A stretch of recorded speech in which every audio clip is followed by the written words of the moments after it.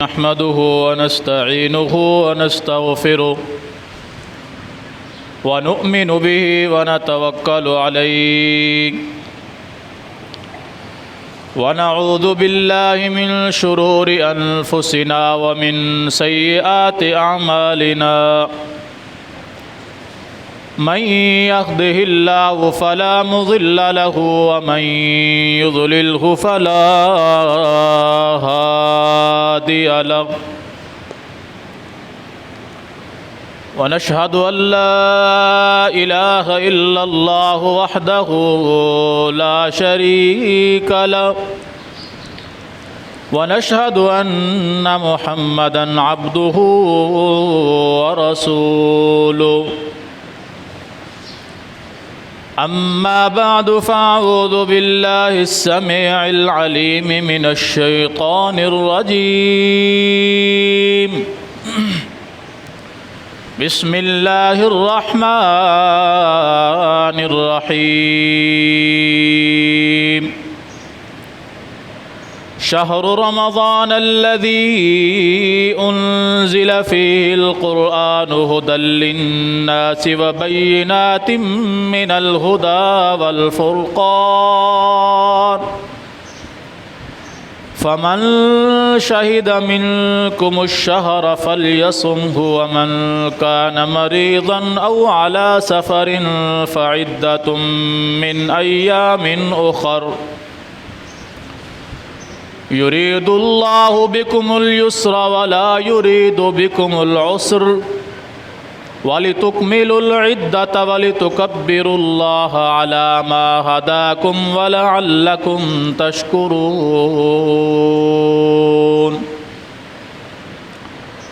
اللهم صل على محمد وعلى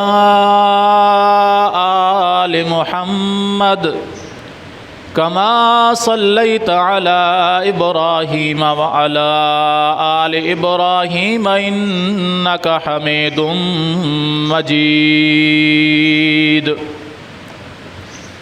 اللهم بارك على محمد وعلى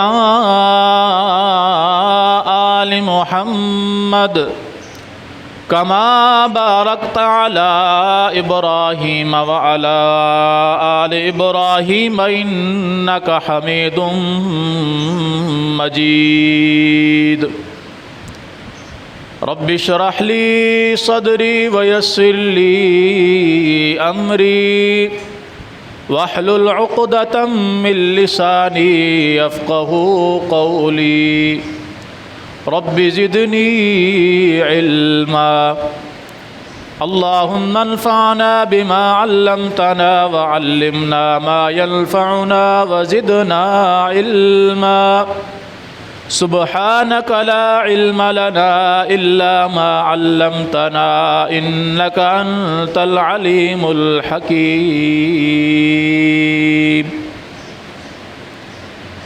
ہر قسم کی حمد و ثنا اللہ جل جلالہ کے لیے بے شمار بے حد و حساب درود و سلام ہوں امام الانبیاء سید الانبیاء فخر الانبیاء سید الرسل خاتم النبیین جناب محمد الرسول اللہ صلی اللہ علیہ وآلہ وصحبہ وسلم کی ذات گرامی پر اللہ رب العالمین کا بے حساب شکر ہے کہ جس نے ہمیں ہماری زندگی میں ایک مرتبہ پھر رحمتوں والا، برکتوں والا، بخشش والا اور جہنم سے آزادی کا مہینہ ہمیں عطا فرمایا۔ خوش نصیب ہیں وہ لوگ جنہوں نے اس ماہ مقدس کی عزت کی، اس کا احترام کیا اور اس میں روزے رکھے، رات کو قیام کیا، قرآن کی تلاوت کی، ذکر و اذکار کیا۔ یقیناً یہ وہ لوگ ہیں جو بڑی ہی برکتوں اور سعادتوں کو سمیٹنے والے لوگ ہیں۔ اور ماہ مقدس مومنوں کے لیے واقعتاً ایک رحمت کا مہینہ ہے، اور ان لوگوں کے لیے بڑی مصیبت کا مہینہ ہے جنہیں اسلام اور اہل اسلام سے نفرت ہے، چڑ ہے، یا پھر جن کے دلوں پر زنگ لگ چکے ہیں، مہر لگ چکی ہے کہ یہ لوگ کبھی بھی اسلام پر عمل پیرا نہیں ہو سکتے۔ ان کے لیے بڑی مصیبت کا مہینہ ہے کہ وہ لوگ شرعام نہ کچھ کھا سکتے ہیں، نہ کچھ پی سکتے ہیں، اور نہ اپنی موج مستی کر سکتے ہیں، اس شرم کے مارے کہ لوگ کہیں گے رمضان المبارک کا مہینہ ہے اور ان کی حالت دیکھیں۔ لیکن دراصل ان کا دل بڑا کڑتا ہے اس بات پر کہ کاش کہ یہ مہینہ اس حساب سے ہوتا بھی نہ، جس طرح عام 11 مہینے چل رہے تھے اور ہمیں کوئی روک ٹوک نہیں تھی، یہ مہینہ بھی اسی طرح کا ہوتا تو بہت اچھا ہوتا۔ ان کم بختوں کو دراصل نہ اس ماہ مقدس کی ادب و احترام کا کوئی خوف ہے، نہ کوئی احساس ہے، اور نہ ہی انہیں اسلام اور اہل اسلام کا کوئی احساس ہے۔ اگر ان کے دل میں ایمان زندہ ہوتا تو یقیناً ان لوگوں کے دلوں کے اندر بھی اہل ایمان کی طرح اس ماہ مقدس کی عزت اور اس کا احترام ہوتا۔ رمضان المبارک کا مہینہ وہ بابرکت مہینہ ہے کہ جس ماہ مقدس میں قرآن کے نازل ہونے کی ابتدا ہوئی، اور ایک روایت کے مطابق مکمل قرآن کریم اسی ماہ مقدس میں لوح محفوظ سے اتارا گیا، اور پھر بقدر ضرورت محمد الرسول اللہ صلی اللہ علیہ وآلہ وصحبہ وسلم کی ذات گرامی پر، آپ کے قلب اطہر پر اسے اتارا گیا، نازل کیا گیا۔ اللہ اس ماہ مقدس کے متعلق فرماتا ہے شہر رمضان الذی انزل فیہ القرآن، رمضان کا مہینہ وہ مہینہ ہے کہ جس میں قرآن نازل کیا گیا، ھدی للناس وبینات من الھدی والفرقان، یہ وہ قرآن ہے جو لوگوں کے لیے ہدایت ہے اور واضح دلیل ہے ہدایت کی طرف سے، اور کفر اور حق کے درمیان فرق کرنے والی کتاب۔ فمن کان منکم مریضا او علی سفر، فرمایا ومن کان مریضا، اس ماہ مقدس کے روزے ہر مسلمان پر فرض ہیں، ہاں البتہ اگر کوئی مریض ہو، ومن کان مریضا او علی سفر، اگر کوئی مریض ہو یا وہ سفر کی حالت میں ہو اور اس پر روزے رکھنا مشکل ہو جائے، فعدۃ من ایام اخر، وہ دوسرے دنوں میں جا کر ان دنوں کی گنتی کو پورا کر لے، یعنی پھر وہ رمضان کے روزے چھوڑ دے اگر وہ ایسا مریض ہے کہ جسے روزہ رکھنے سے تکلیف ہوتی ہے، پریشانی ہوتی ہے، وہ روزہ چھوڑ دے۔ اور اسی طرح کوئی ایسے سفر میں ہے کہ سفر کی تھکاوٹ اسے مجبور کر دیتی ہے وہ روزہ چھوڑنے پر، وہ تھکاوٹ کی وجہ سے روزہ نہیں رکھ سکتا، اسے چاہیے کہ وہ بھی روزہ چھوڑ دے، پھر جب واپس آ جائے یا امن کی حالت میں پہنچ جائے اس وقت جتنے روزے چھوڑے ہیں اس کی گنتی کو پورا کر لے۔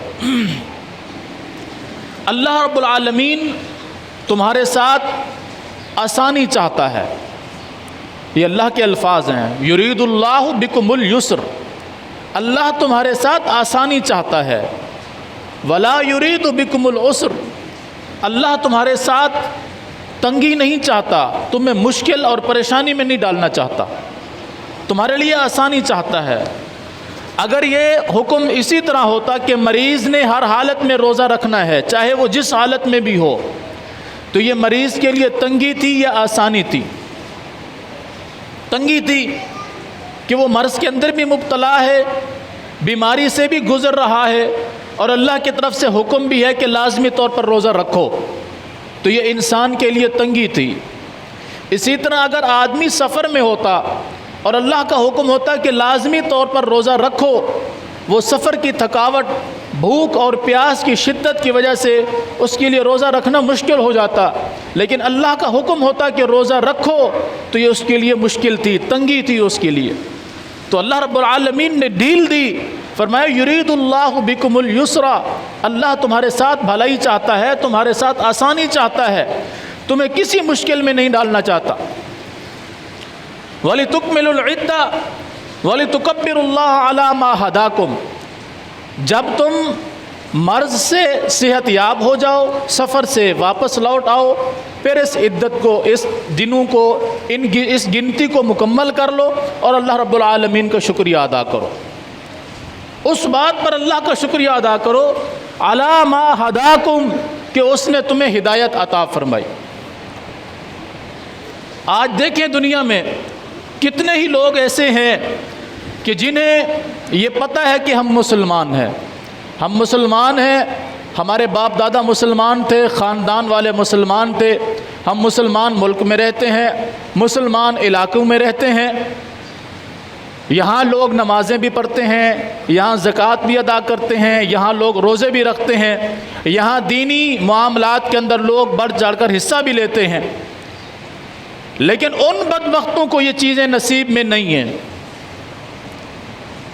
تو جن لوگوں کو یہ چیزیں میسر ہیں، جو ان پر عمل پیرا ہیں، جو ہدایت کے اوپر ہیں، جو اسلام کے احکامات پر عمل کر رہے ہیں، انہیں چاہیے کہ وہ اللہ رب العالمین کا شکریہ ادا کرتے رہے۔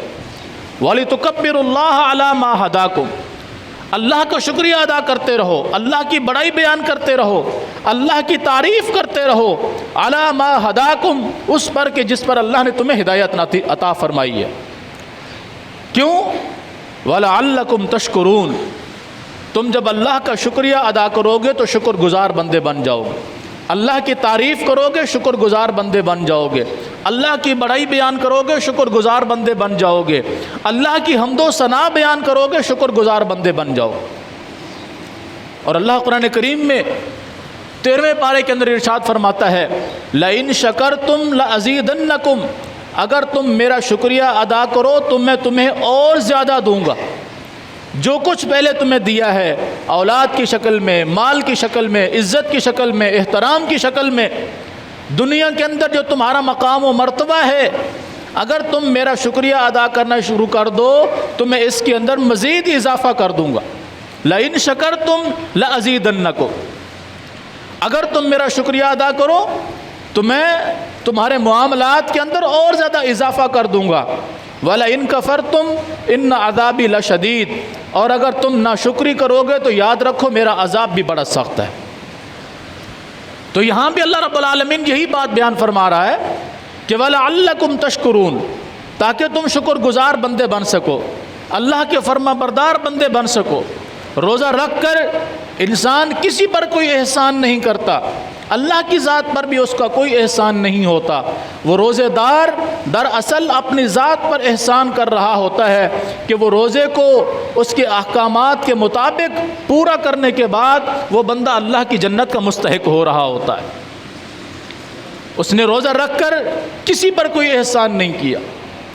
عورت نے روزہ رکھا ہے تو اس کا مرد پر کوئی احسان نہیں، مرد نے روزہ رکھا ہے تو اس کا عورت پر کوئی احسان نہیں ہے۔ ہر بندہ اپنے اوپر احسان کر رہا ہے اپنی آخرت سنوارنے کے لیے۔ من عمل صالحا من ذکر او انثى وهو مؤمن، جو بھی آدمی نیک عمل کرے، وہ عورت ہو یا مرد ہو، فلنحيينه حیاتا طیبہ، ہم اس کی دنیا کی زندگی کو پاکیزہ بنا دیں گے۔ یہ اللہ کا وعدہ ہے۔ من عمل صالحا من ذکر او انثى، جو بھی نیک عمل کرے، وہ چھوٹا ہو، وہ بڑا ہو، عورت ہو، مرد ہو، امیر ہو، غریب ہو، کسی بھی طبقے سے تعلق رکھتا ہو، وَهُوَ مُؤْمِن، ایک ہی شرط ہے کہ وہ مومن ہو، وہ بدعتی نہ ہو، وہ مشرک نہ ہو، وہ فاسق نہ ہو، وہ منافق نہ ہو۔ مؤمن، وَهُوَ مُؤْمِن، وہ مومن ہو۔ اس کے اندر ایمان زندہ ہو، اللہ اور اس کے رسول کے احکامات کے مطابق زندگی گزارنے والا ہو۔ کیا کریں گے ہم؟ فَلَنُحْيِيَنَّهُ حَيَاةً طَيِّبَةً، ہم اس کی دنیا کی زندگی کو اس کے لیے پاکیزہ بنا دیں گے۔ وہ جہاں سے گزرے گا گویا کہ ایک مثالی مسلمان کی حیثیت سے گزرے گا، وہ جہاں سے گزرے گا پہچانا جائے گا کہ یہ مومن انسان جا رہا ہے۔ اس کی پیشانی پہ نہیں لکھا ہوگا مومن، مقصد یہ ہے کہ اس کے کردار سے وہ خوشبو آئے گی کہ جس سے یہ پہچانا جائے گا یہ مومن ہے۔ وہ اس حساب سے اپنی زندگی کو گزارے گا کہ لوگ اس کو دیکھ کر رشک کیا کریں گے اس پر۔ فَلَنُحْيِيَنَّهُ حَيَاةً طَيِّبَةً وَلَنَجْزِيَنَّهُمْ، اس کے بعد ہم جو اس کو اجر عطا فرمائیں گے وہ اس سے کہیں زیادہ بہتر ہوگا۔ دنیا میں اس کی زندگی معطر ہو جائے گی، پاکیزہ زندگی ہو جائے گی، ایسی زندگی کہ لوگ اس کی مثالیں دیا کریں گے۔ اور ایک جگہ پر فرمایا وَمَن يَعْمَلْ مِنَ الصَّالِحَاتِ مِنْ ذَكَرٍ أَوْ أُنثَىٰ وَهُوَ مُؤْمِنٌ، 5ویں پارہ میں فرمایا کہ جو بندہ نیک عمل کرے، وہ عورت ہو یا مرد ہو، ہم اس انسان کو جنت کے اندر داخل کریں گے،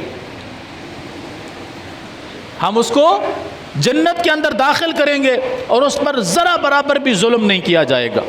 یہ مومن کی علامت۔ تو اس لیے یہ ماہ مقدس مومنوں کے لیے کم از کم بڑی خوشی کا سبب ہے۔ وہ خوش نصیب ہیں وہ لوگ جو اس ماہ مقدس کا احترام کرتے ہیں، اس کے روزے رکھتے ہیں، اس کے رات کا قیام کرتے ہیں اور قرآن کریم کی تلاوت، ذکر و اذکار، صدقات و خیرات کرتے ہوئے اپنی زندگی گزارتے ہیں۔ رسول اللہ صلی اللہ علیہ وسلم کی زندگی مبارک میں جب کبھی بھی یہ ماہ مقدس آتا، رسول اللہ صلی اللہ علیہ وسلم کے صحابہ بیان فرماتے ہیں کہ اللہ کے رسول صلی اللہ علیہ وسلم بذات خود بھی تیار ہوتے اور اپنے گھر والوں کو بھی رات کو جگاتے، یعنی خود بھی عبادت کرتے، اپنے گھر والوں کو بھی عبادت کے لیے جگاتے، اور پھر اس قدر اللہ کے راستے میں اپنا مال خرچ کرتے کہ جس طرح تیز آندھی چل رہی ہو اور وہ سب کچھ اڑا کر لے جائے، رسول اللہ صلی اللہ علیہ وسلم تیز آندھی سے بھی زیادہ اللہ کے راستے میں مال خرچ کرتے، یعنی جو کچھ بھی گھر میں ہوتا، جو کچھ بھی گھر میں ہوتا اسے اللہ کے راستے میں خرچ کرتے۔ اور ہماری حالت کیا ہے آج کہ ہم جس قدر زیادہ ہو اپنے گھر میں مال جمع کر لیں۔ حضور اس مہینے میں زیادہ سے زیادہ مال خرچ کرتے اور ہم زیادہ سے زیادہ اپنے گھر میں جمع کرتے۔ یہ فرق ہے ہمارے درمیان اور ہمارے رسول صلی اللہ علیہ وسلم کے درمیان۔ دعویٰ ہمارا ہے کہ ہم مومن ہیں، ہم متقی ہیں، ہم حرمت رسول پر کٹ مرنے والے لوگ ہیں، اور حضور کی ناموس کی باری ہے تو ہم اپنی جان بھی قربان کر دیں، مگر یہ جھوٹے دعوے ہوتے ہیں، ہمارے کھوکھلے دعوے ہوتے ہیں۔ ہماری حالت یہ ہوتی ہے کہ ہم اپنے آپ کو اسلام کے اندر ڈھال ہی نہیں سکتے، ہم اسلام کے سانچے میں اپنے آپ کو ڈھال بھی نہیں سکتے، دعوے ہمارے بڑے بڑے ہوتے۔ مال خرچ کرنے کی باری ہے تب بھی ہماری جیبیں تنگ ہو جاتی ہیں، ہمارے ہاتھ ہماری گردنوں کے ساتھ باندھ دیے جاتے ہیں، اور اگر برائی کے معاملے میں مال خرچ کرنے کی باری ہے تو پھر ہمارے دونوں ہاتھ کھلے ہوتے ہیں۔ مثال کے طور پر یہاں چوک میں، یہاں آگے پیچھے کہیں پر کوئی بے حیائی فحاشی کی محفل لگ جائے، آپ دیکھیں گے وہ لوگ جن کے گھر میں کھانے کے لیے کچھ بھی نہیں ہے، وہ لوگوں سے قرض لے کر بھی اس کے ٹکٹ بھی بھریں گے اور اس بے حیائی فحاشی کی برائی کی محفل میں جا کر شریک بھی ہوں گے۔ اور اگر انہی لوگوں سے کہا جائے کہ اللہ کے راستے میں خرچ کرو تو اس کے چہرے کے اثرات اس طرح ہو جائیں گے کہ جس طرح اس بیچارے کو 100 جوتے مارے گئے ہیں اور ایک شمار کیا گیا۔ وجہ کیا ہے کہ ایمان دل کے اندر نہیں ہے، ایمان صرف زبان کی حد تک ہے کہ ہم مسلمان ہیں، ہم مومن ہیں، ہم فرما بردار ہیں، در حقیقت ان کا اسلام سے اور ایمان سے کوئی تعلق نہیں ہوتا۔ ورنہ مومن کی تو علامت ہی بڑی زبردست بیان کی قرآن نے، الذین هم فی صلاتہم خاشعون، وہ نمازوں کے اندر خشوع اور خضوع اختیار کرتے ہیں۔ کیا ہماری نمازوں میں ہوتا ہے؟ ہم اللہ اکبر کہہ کے امام کے پیچھے کھڑے ہوتے ہیں، ہاتھ ہم نے امام کے پیچھے باندھے ہوئے ہوتے ہیں، گھوم ہم پوری دنیا رہے ہوتے ہیں نماز کی حالت میں۔ مومنوں کی صفت اللہ نے بیان کی، وہ اپنا مال خرچ کرنے والے ہوتے ہیں۔ کیا ہمارے اندر یہ صفت موجود ہے؟ نہیں ہے۔ وہ نیکی کا حکم دینے والے ہوتے ہیں، کیا ہمارے اندر یہ صفت موجود ہے؟ وہ برائی سے منع کرنے والے ہوتے ہیں، کیا ہمارے اندر یہ صفت موجود ہے؟ وہ سچ بولنے والے ہوتے ہیں، کیا ہمارے اندر یہ صفت موجود ہے؟ وہ صدقہ کرنے والے ہوتے ہیں، کیا ہمارے اندر یہ صفت موجود ہے؟ مومن روزہ رکھنے والا ہوتا ہے، کیا ہمارے اندر یہ صفت موجود ہے؟ وہ اپنی شرمگاہ کی، اپنی عزت کی حفاظت کرنے والا ہوتا ہے، کیا ہمارے اندر یہ صفت موجود ہے؟ سورہ احزاب کے اندر 22ویں پارے کے دوسرے رکوع کی ابتدا ہی اسی سے ہو رہی ہے، جس میں اللہ رب العالمین نے 10 صفات بیان کی ہیں مومن مردوں کی اور مومنہ عورتوں کی۔ اور ہم میں سے ہر بندہ یہ محاسبہ کرے کہ کیا میرے اندر یہ صفات پائی جاتی ہیں؟ اگر نہیں پائی جاتی تو ابھی بھی وقت ہے کہ اس ماہ مقدس کے اندر میں اپنے آپ کو سنوار لوں، کیونکہ رسول اللہ صلی اللہ علیہ وسلم نے فرمایا کہ اس ماہ مقدس کا چاند نظر آتے ہی اللہ رب العالمین سرکش شیطانوں کو جکڑ لیتا ہے، تاکہ یہ مومن بندوں کو گمراہ نہ کر سکے، مسلمانوں کو ورغلا نہ سکے، ان کے ایمان کو اور ان کے اعمال کو برباد نہ کر سکے۔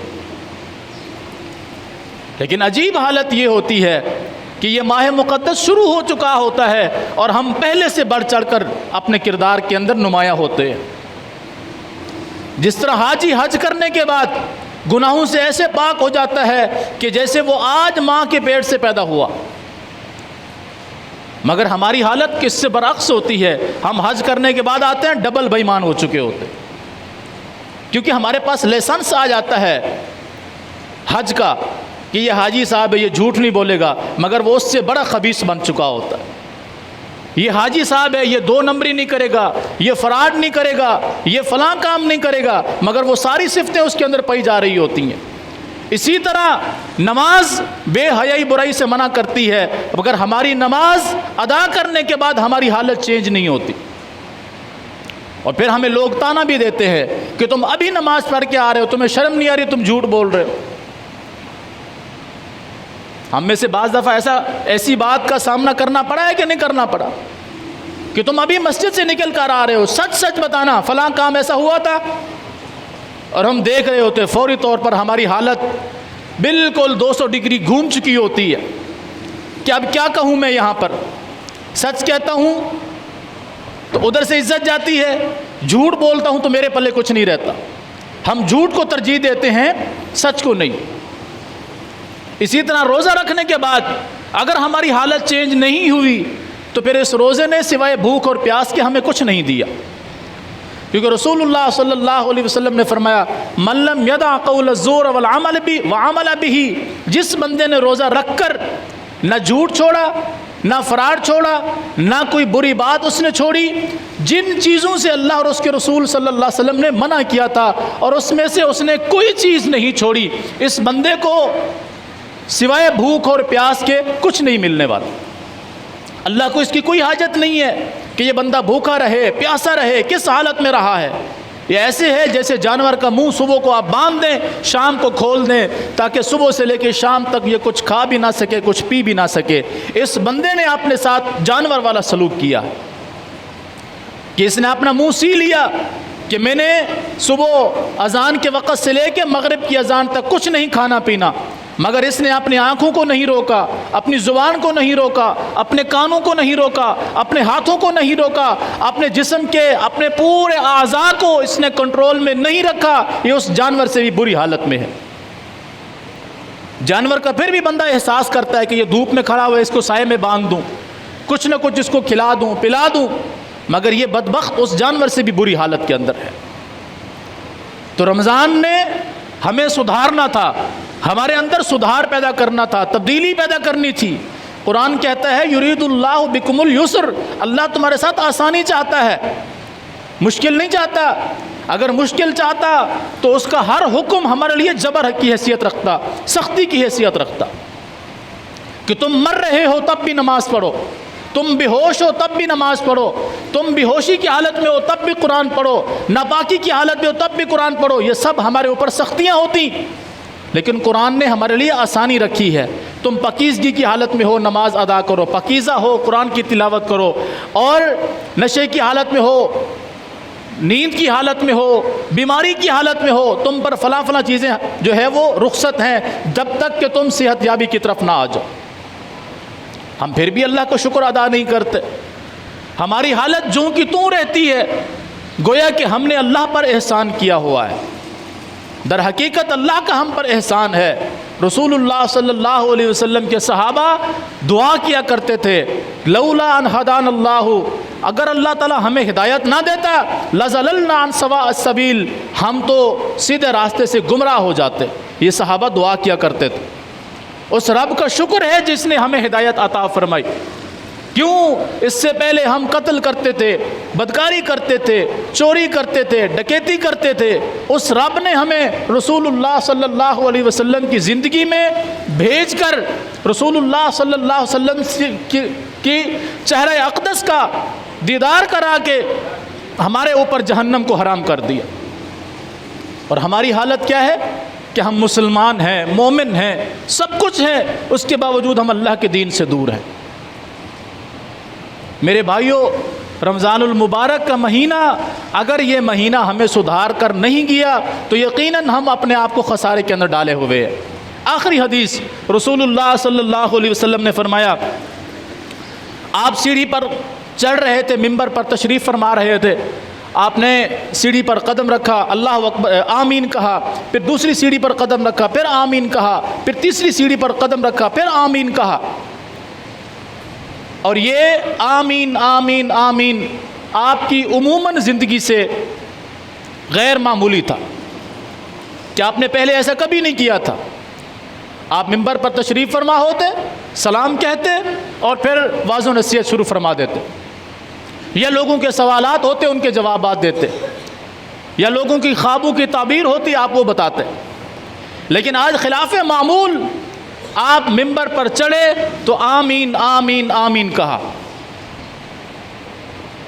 ان میں سے ایک بات یہ تھی جو اس ماہ مقدس کے حوالے سے تھی کہ جبرائیل امین نے جب میں سیڑھی پر چڑھنے لگا تو مجھے کہا، اللہ کے رسول صلی اللہ علیہ وسلم، وہ شخص اللہ کی رحمت سے دور ہو جائے۔ یہ کس کی بد دعا ہے؟ جبرائیل کی۔ کیا جبرائیل علیہ السلام کبھی بھی اللہ کے حکم کے بغیر نازل ہوئے؟ ہرگز نہیں۔ گویا کہ یہ کس کی بد دعا ہے؟ اللہ کے الفاظ ہیں جو جبرائیل کے زبان سے ادا ہوئے اور رسول اللہ صلی اللہ علیہ وسلم کی نبوت والی زبان سے اس کی تصدیق ہوئی۔ جبرائیل نے کہا، اللہ کے رسول، وہ بندہ اللہ کی رحمت سے دور ہو جائے جس کی زندگی میں رمضان المبارک کا مہینہ آئے اور وہ اپنی بخشش نہ کرا سکے۔ رمضان کا مہینہ آ گیا مگر اس نے اپنے آپ کو نہیں سدھارا، نہ قرآن پڑھا، نہ ذکر و اذکار کیا، نہ اس نے رات کو قیام کیا، نہ اس نے دن کو روزہ رکھا، نہ اس نے صدقات و خیرات کیا، کچھ بھی نہیں کیا۔ اور یہ ایسے اس نے مہینہ گزار دیا جیسے عام مہینے گزر گئے تھے۔ حالانکہ اس ماہ مقدس میں نوافل کا ثواب فرائض سے بھی زیادہ ہوتا ہے، نفلی عبادت کا ثواب فرضوں سے بھی زیادہ ہوتا ہے اس ماہ مقدس میں۔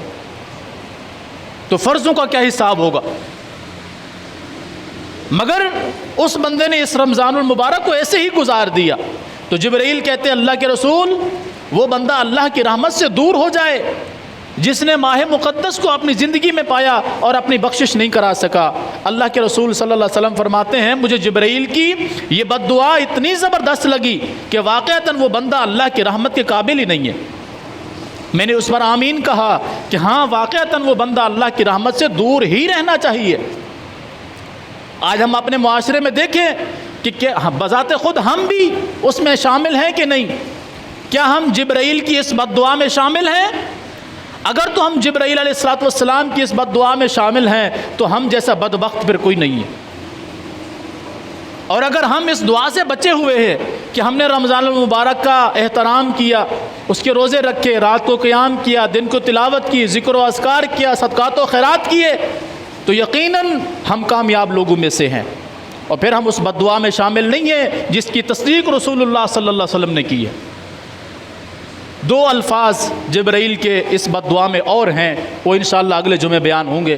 اللہ رب العالمین ہمیں اپنے آپ کو سنوارنے کی اور اس ماہ مقدس سے کچھ حاصل کرنے کی اور اپنے آپ کو کامیاب بنانے کی توفیق عطا فرمائے۔ اقول قولی ھذا واستغفر اللہ لی ولکم ولسائر المسلمین۔